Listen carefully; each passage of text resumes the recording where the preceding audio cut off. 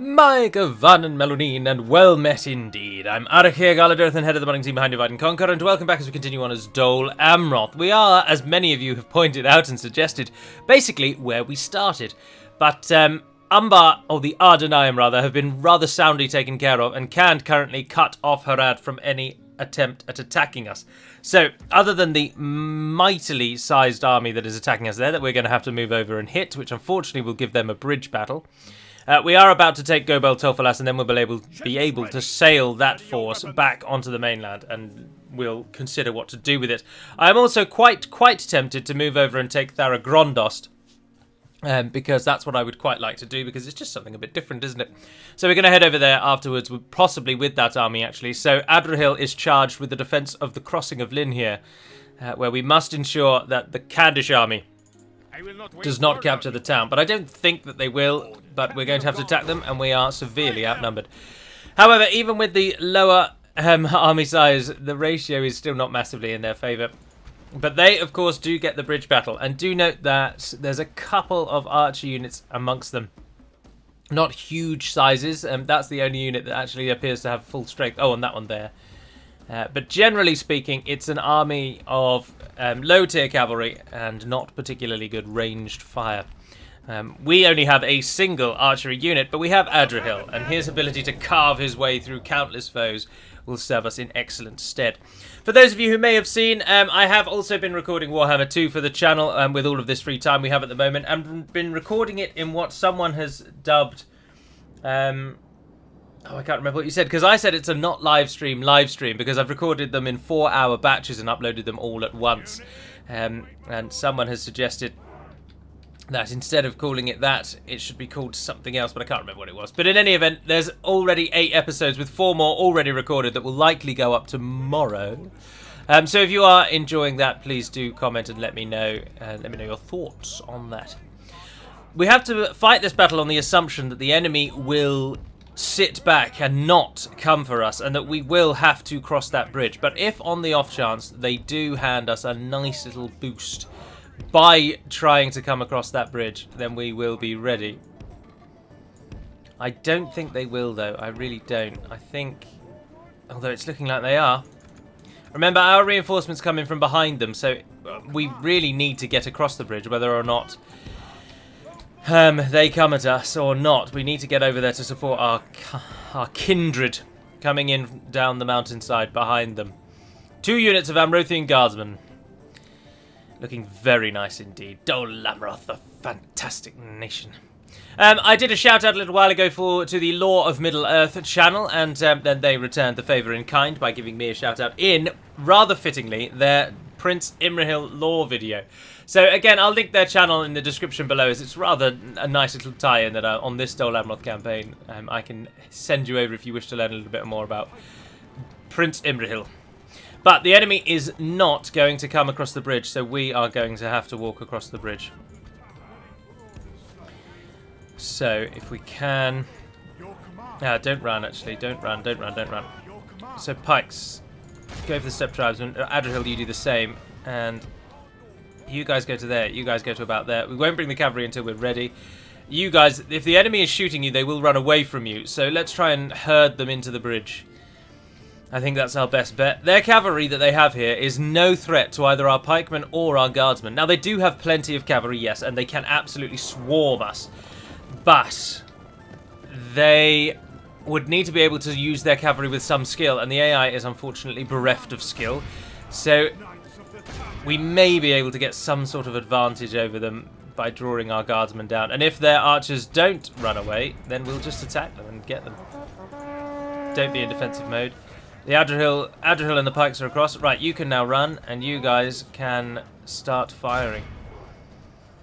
You are grouped up and in a terrible position, but it's the best I can give you.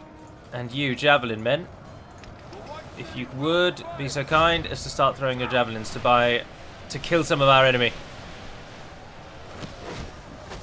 Come on. Away they go. Let us hope that we do it. Now, I think we'll win purely because the enemy's troop types here are abysmal, and our troop types here are really good, particularly Adrian, who, as I have mentioned many times, is a beast. An absolute beast. The guardsmen have made absolutely decimated those archers, so they can keep herding the enemy down, and we'll sandwich them here, and then we'll turn and face. Is going to be our goal, but I think our archers are going to take a beating.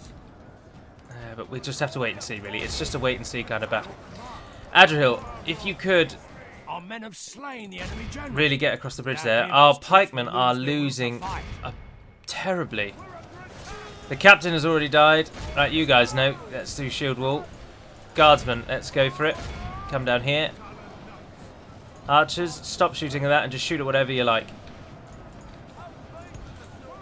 I need you to push out and secure the flank of the pikes. Nice. Nicely done. There we are. If the pikes aren't being flanked, they turn into a monstrous enemy, and that is what they will do. The guardsmen have charged down the hill and have hit into the enemy cavalry lines, which is perfect because they're anti-cavalry. So are Lebanon Marines, it has to be said. Once they finish with their javelins, they are just a better version of Dol Amroth guardsmen. Although, let's put my money where my mouth is and just double check that. Lebanon Marines from Lynn here.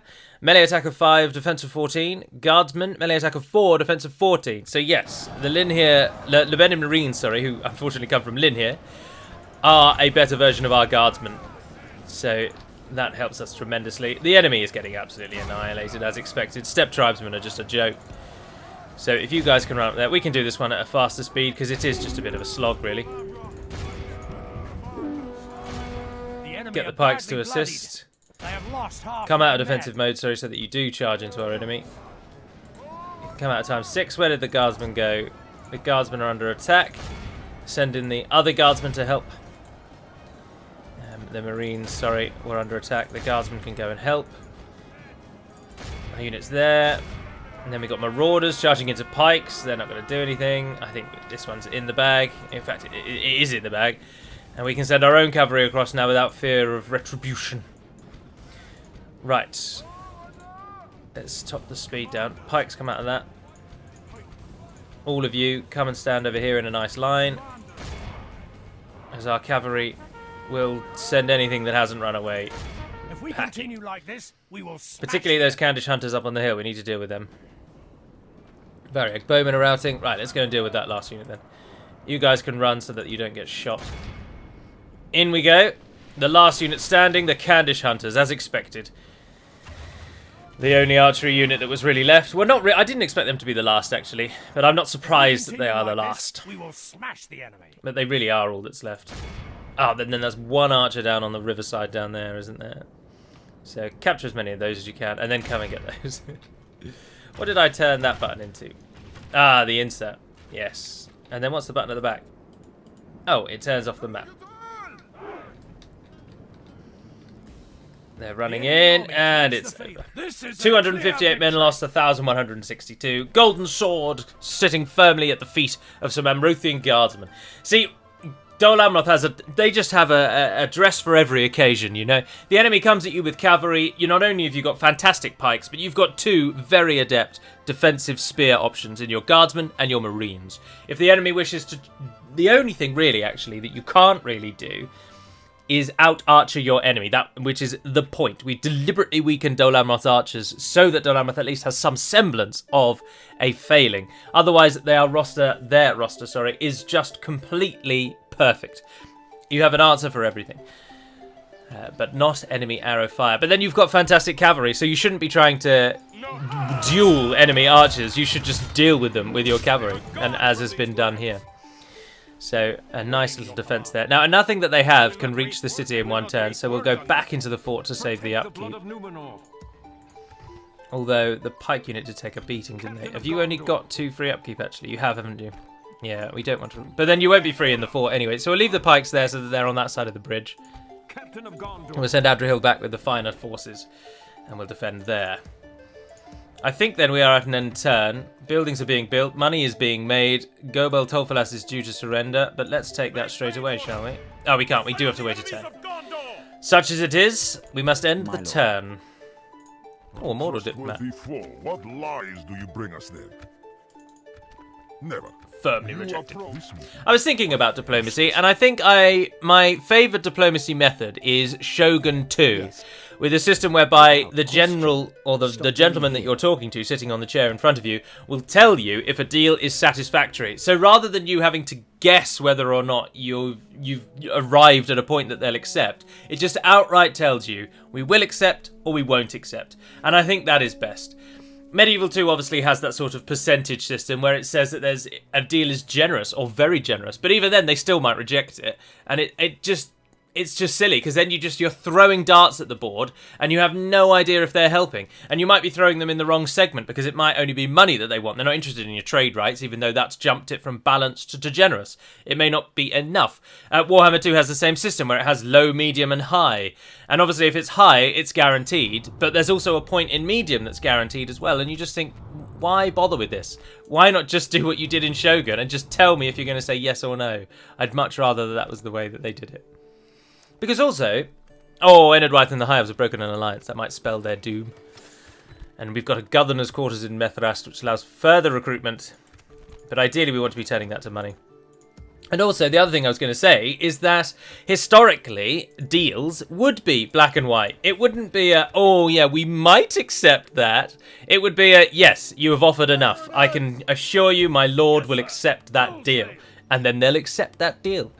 Why do they have this random chance thing? And I'm baffled that they went back to that in Warhammer, when in Shogun they had already decided on the system of yes or no.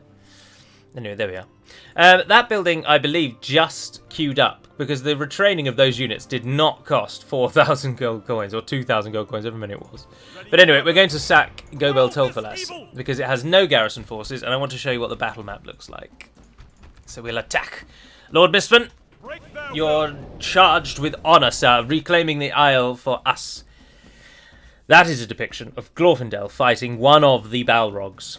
And yes, Glorfindel dies fighting one of the Balrogs and is sent back many years later to become the same Glorfindel that we all know and love in the Third Age. Welcome to the battle map for Tolfalas. Well, it's not called Tolfalas, is it? The island's called Tolfalas. I can't remember what the village or the town's actually called. We have to get through the first section of the wall, cross this bridge, climb this hill, and then we arrive at the square just here in front of this large dome-like structure.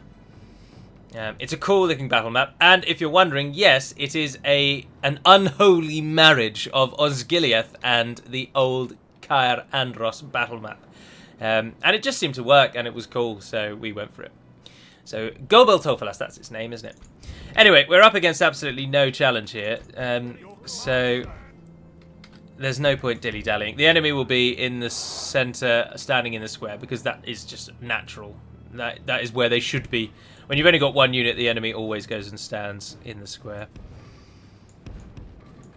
So we will pull our troops in. Ideally, I want to do this with no losses, but that's not always going to be possible. But it is quite a good battle map to defend if you have the troops, because A, you get an inbuilt bridge battle, which is always nice in cities to have a bridge battle, I find. It's just good. And other than that, though, it also, you do get to defend this section. Even though the enemy starts with the gates broken down, you still get the benefit of having to try and stop them breaking the gates down. You get the benefit, of defending at a choke point.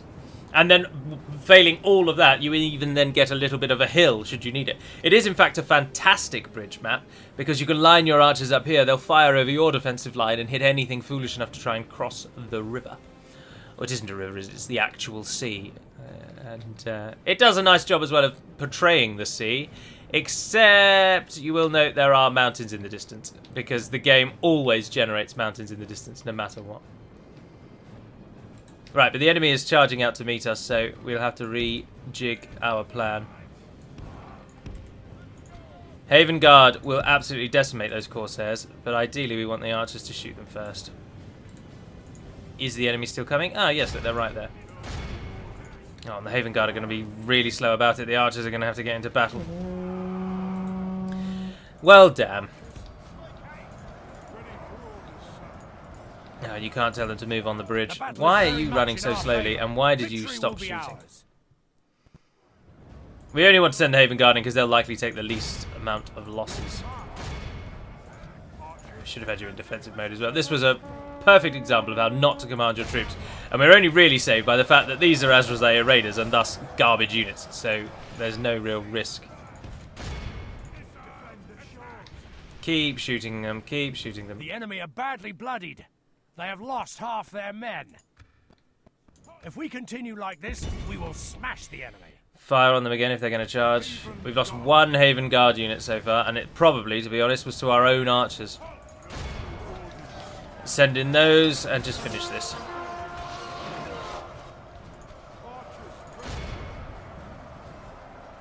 Archers, you charged in and then did nothing. You just stopped as you got there. And why did you guys not actually attack them? I told you to attack them ages ago. Haven Guard looking very nice though. This is a clear victory. There we are. We lost 28 men and oh no, only 2 of them died. We lost 20 archers in that initial charge. Well, I suppose the AI did the best that it could in the circumstances, because if they'd sat in the square, I would have shot them and they would have died.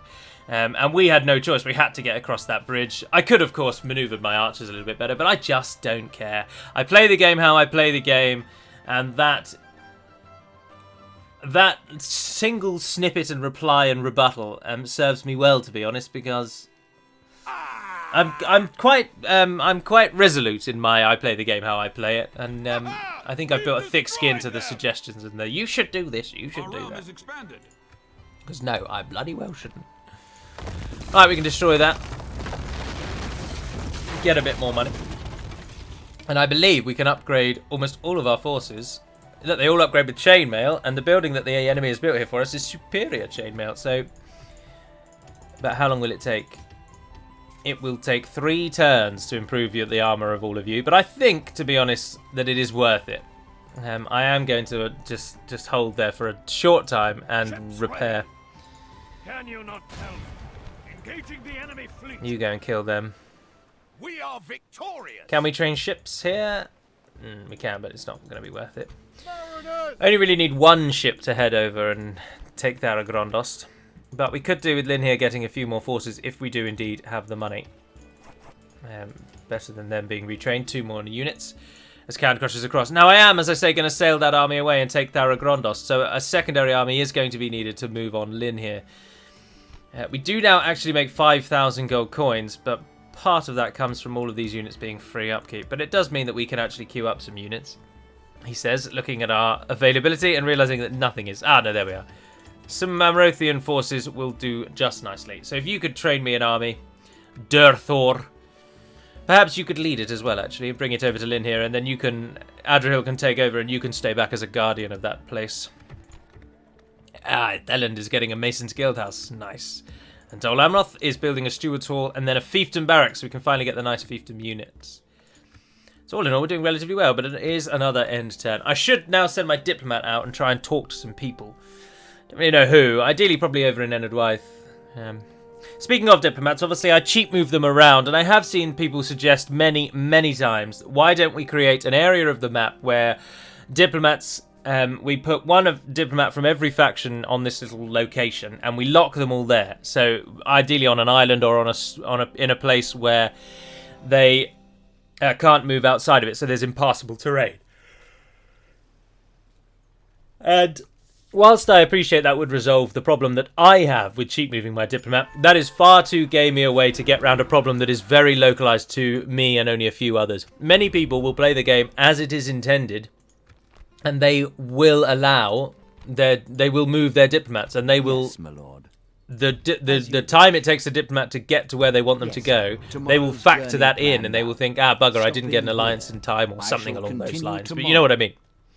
However, I cheat move my diplomat because I just outright cheat. I don't advocate people play like I play, but it is the one cheat that I allow myself, because I always get frustrated coming back to Medieval 2 after having played all of the later games where diplomacy is done away with. And as I have actually mentioned before, this indeed was the last game before they did away with diplomats altogether, and they just aren't a thing in future versions. From Empire onwards, they are gone. But that is not to say that that's a good thing. That is me just cheating. So that's not what we should be advocating. So I don't want to have a diplomat island where they can all meet and talk and share stories.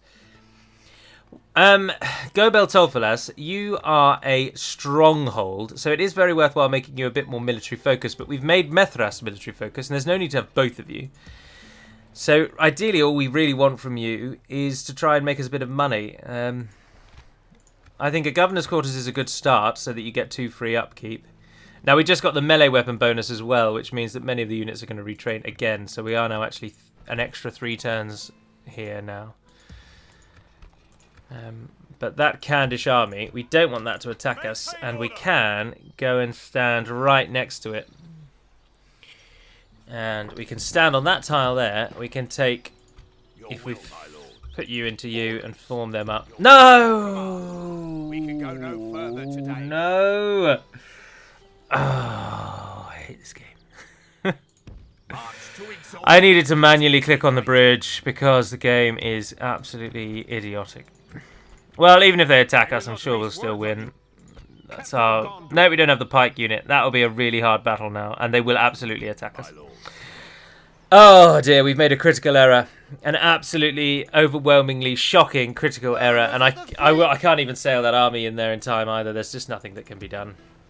I think, though, actually, speaking of armies, the army that's coming from Mithras, we will take that army under the command of Durthor, and we'll send that to Tharagrondos. Then this army that's already ready, we will we'll use that army to land on the mainland and start chipping away at Khand first. We want to leave Harad. Although leaving Harad, of course, will just allow them to grow strong, which we don't want. But I feel like we can best Harad, particularly if we allow it to get to the later stages. Although we're already at turn 57, and here we are, nowhere further on from where we started. But victory's definitely still within our grasp. Definitely still within our grasp. And we've just gone past Khan's turn, haven't we? Or, no, am I getting hopeful? No, I think they're right near the end, actually. Yes, there they are. Because they've definitely... They're going to go past us and attack Lynn here. Oh, you are so stupid, Khan. You are like the most moronic people I've ever heard of. Moria under siege. Right, this time... Oh, we get 2,000 gold coins for Barad Han, though. That might force our hand. Particularly with how we've got Khand under control. Come and stand there, if you would. Ready your weapon. And attack. So exactly the same battle that happened at the beginning. It's going to happen again, and it's going to be, again, another successful battle. I'm very tempted to auto-resolve and see how much the game favours us, but I think if we auto-resolve, it won't be as favourable. Now, we don't have the pikes this time. They're coming in from a reinforcing army coming from the side, so we don't have them in our army. But again, we just want to get across the bridge sharpish. We'll send Adrian alone to get across the bridge. Gaining the upper hand in this battle. We'll follow him up with our forces, but I mean, Adrian will be able to take it. And then our troops will be ready to come from behind. Right, so Adrian, get across that bridge. Send them with you. You guys run to the middle of the bridge. Coming in from behind is a single unit of guardsmen. Come out of defensive mode. And then unfortunately the other army is coming in from really far away. Right, guardsmen who have just come in, move down the hill. Don't let the enemy get you. Adrian is running across.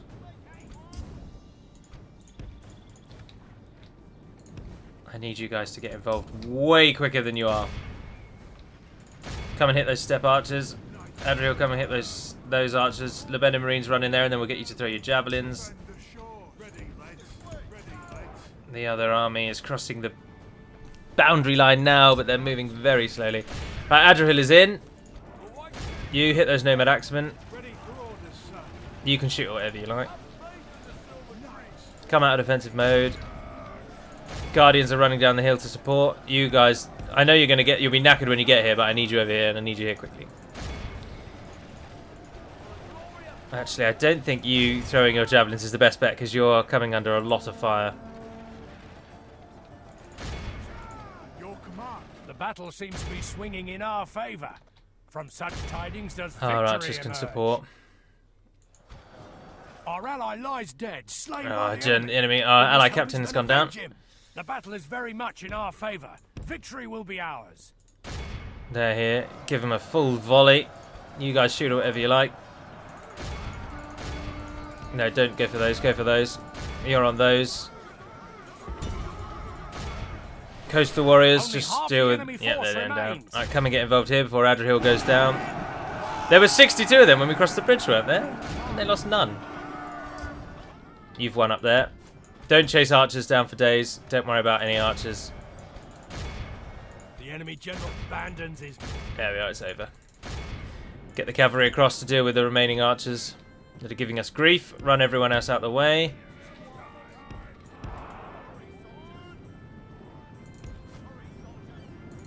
And go and deal with those step archers, please. There they go.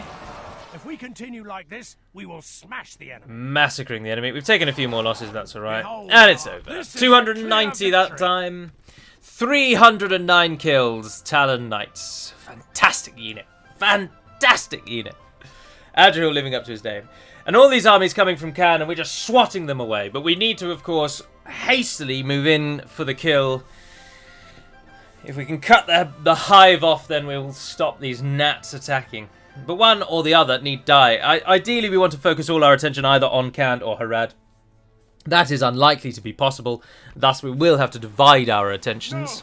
Do not abandon your... Never shall they return. But we will find a solution that fits us all. Right, your army is starting to get rather depleted. Maintain order. But without you in the fort, we don't save any money. But I could do with... I can send you back. Not everything can be retrained. Those two can't. But once you've got 4 units that are full... Well, I'll tell you actually. Merge those with those. Merge those with those. And then you, Adrahil, and you... No, I can't move you till next turn anyway.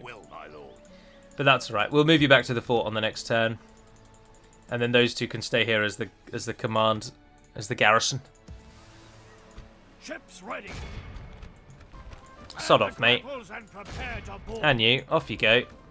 We are victorious. Don't step to me, lads. Engaging the enemy fleet.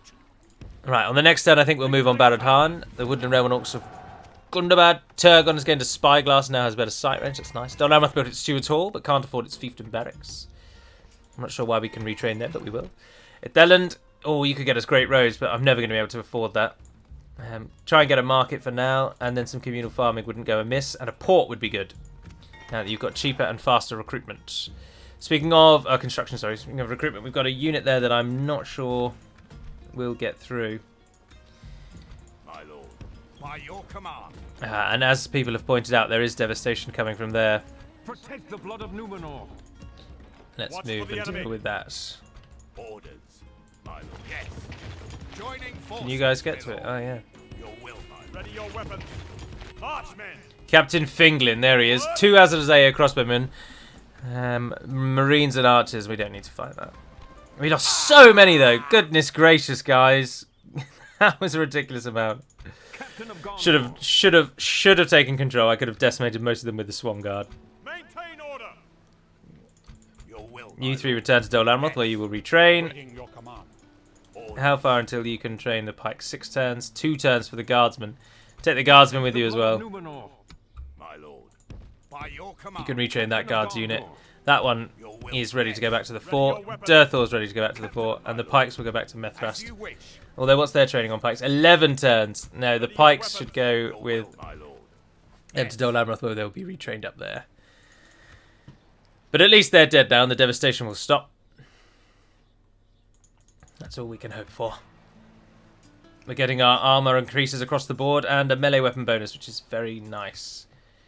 And Harad are coming, despite us not bordering them. So they are actually walking through their own ally to come at us. So we might as well go for Barad Han, because then Harad can at least wash against our foe, our force there. But we are going to have to leave at least some troops back here, because Kand will continuously come at us from Tirathoros. So unless we do a 2-pronged assault and then try and hold Kand at Tirathoros. But of course the AI in all Total War games is an absolute pain in the ass. Is the one I'm going to settle on. And they will frequently walk past your front line to try and attack your back lines. Now in later games, when you can raid, like in Attila and Rome and Warhammer, where you can sack towns and you can raze towns to the ground, that's a very valid tactic. And it really annoys the AI, and it disrupts the AI's ability to actually fight against you. But in Medieval 2, where you cannot raise towns to the ground, and the AI does never sacks towns or never destroys buildings to gain their money, which is the real way of sacking a town, it is a complete waste of the AI's time, and it serves little purpose but to frustrate you, the player. And it's not good. We've reached the site of the last alliance, but we're not bothered about that, because Khand are coming with everything. Khand, how many times do I have to absolutely annihilate you before you get the message that this is not a place for you to come? Your will, my lord. Captain of Gondor. You're into the fort. You're into the fort. They're trading. Oh, you could get a Haven Guard unit. Have I got the money for that? Yes. They'll trade on the next turn. I will take a Haven Guard. Now, I won't take the Haven Guard to Tharagrondos, but we'll definitely use them in our upcoming attacks. But you guys, you can all now leave. And who can be trained here? Only them. So leave them behind. Jump in that boat for me. Yes, sir. And let's just remind Khand that they're never safe while I'm around. Oh, and if we had more money, we could get mercenaries too. Could you go and possibly just check to make sure they've not got a port yet? It will be there if it is... A fine day to sail. No, they have not built it up into a port. But Khand have got theirs into a dock. But Khand don't get ships anyway, so it's just a nothingy dock. Ships ready. Khand are really coming. I might use you... Oh, you have pitiful sight range on land. Yes, sir. I was hoping to use him as something of a scout. But anyway, we'll need you back over here shortly because you're going to sail to Tharagrondos, provided it's still held by the AA. It may have been taken by Gondor. Because Gondor, you're at war with the Ardenheim, aren't you? Yes, you are. So it may have been taken by Gondor. Now, of course, we will have to rise up and attack Captain Mamai, but it'll be an easy victory, an absolute doddle of a victory. And then we can... That army is going to have to stay here until we can crush Lorgan then, and then move on Tirithorus. All the while, Baradhan is now falling to them. Khan's armies are so pathetically bad because they train so many units from very low tier buildings because they are a wild men faction. So they get a lot of their units very early on from almost without having to build any infrastructure. This does, however, mean that you get armies like Lorgans and Mamais, which is just made up almost exclusively of early tier trash units that cause no harm to a player like Dol Amroth or a nation like Dol Amroth. So it can just constantly send swarms against you, but they're garbage, they're awful, and they are useless. But it does mean that the best way to defeat Khand is to try and take their settlements, to try and drought them of unit recruitment. Of course, that's the best way to deal with any nation, but most nations will have one or two locations that retrain almost all of their troops because they get their troops so late in the game that they need to wait until they've built their infrastructure. Can get troops from basically everywhere without putting any effort in. So it doesn't matter if you take Sturlutza Khand or you take Tirithorus, they're training basically the same troops from them. So just trying to deprive them of settlements is the best way of dealing with them. And slowly lowering their money. And speaking of money, just before I do go, yes, the AI does get given money in Medieval 2 and in Divide and Conquer by extension, but it isn't just outright gifts of money at certain turns or every turn or anything like that. All it does is when the AI goes bankrupt, the game gives them 500 gold coins. It gets them up to the point that they have 500 gold coins to make sure that they are no longer bankrupt. And that is it. So it does mean that they will always have 500 coins available to them. With 500 coins, though, they aren't building any buildings. They will only continue to train trash units. So basically, once an AI bankrupts itself, which we can see from a financial scroll, if we go to financial ranking and choose living factions, you'll note that many of them are down here in the we've really run out of money category, like myself, and the ones up here that have made it. Once the AI actually starts to make it and starts to snowball its economy, it gets no cheats. It simply has good economy and it will just get money from that. It gets no other bonuses. However, if they do continually bankrupt themselves, like I believe that's Khand appear to be doing over and over and over and over and over. Yes, look, there's Khand's balance. They are currently completely bankrupt, which means they'll only ever get given that 500 gold coins, which means they'll only ever be able to train one or two trash units. And so that's why Khandish armies are often trash for a long time, unless they can start making money, which the AI doesn't do very well. But anyway, that's actually where I'm going to end this episode, but I just wanted to explain that little feature. I do hope you've enjoyed. There will be another one on Friday, but as I say, I will release 4 more episodes of Warhammer videos tomorrow. Though this time I will only publish 1, so you won't get 4 notifications. I will publish 1, and the others will just simply be unlisted. And then you can watch them if you wish to. I would absolutely love you to all take at least one view of them, not necessarily for my analytics or any of that nonsense, I can care less about that, but just to give me feedback on how you think they are presented, because I did something... They're played in a little more casual a style than I would for these types of campaigns, where I'm trying to actively show off features of the mod. I'm trying to do certain things in certain ways, whereas the Warhammer one is just me enjoying a game and letting you watch it. And it would be good for my own knowledge moving forward if people actually enjoy that, or whether they don't. So watch 1 episode, or 10 minutes of 1 episode, or 5 minutes of 1 episode, and leave a comment and let me know your thoughts. It is much appreciated. And then I can build on that moving forward. Also, do remember to check out the link below to Lore of Middle-earth and see if their lore videos take your fancy. Speaking of lore videos for myself, the next one is coming out next week, and it is going to be a biography of Turin Turamba. Turin Turamba, the human beset by woe. It is taking much longer than most lore videos because I'm basically having to condense the entirety of the Children of Hurin into a single YouTube video. But I'm about halfway through the book so far, so I am doing that. But anyway, that is all. So thank you very much for watching, if indeed you have. I do hope you're looking forward to the general progress of the channel. And until we speak again, dear friends, Nevair Naden Pedimad Melunin, and farewell.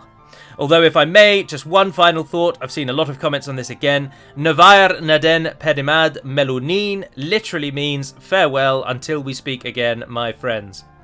So that's what it means. Anyway, farewell.